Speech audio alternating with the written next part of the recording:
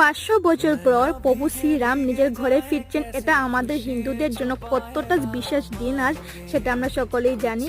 তো প্রভু শ্রীরাম ফিরছেন, আমাদের ঘরটাকে সুন্দর করতে হবে, তাই পুরো ঘরটাকে আমরা একদম আলোকিত করে তুললাম, দেখতেই পাচ্ছ। তারপর আমাদের গ্রামের ছোট্ট একটা মন্দির ছিল, সেখানে গিয়ে আমি বাড়তে দিলাম। দেন সেখান থেকে এসে ঝটপট রেডি হয়ে পড়লাম। তোমরা যারা আগের মিনি ব্লগ দেখেছো তারা তো জানোই আমাদের পাড়াতে একটা ছোট্ট করে একটা অনুষ্ঠান ছিল। তো সেই উদ্দেশ্যে দেখতেই পাচ্ছ বেরিয়ে পড়লাম, গিয়ে দেখি অনুষ্ঠান শুরু।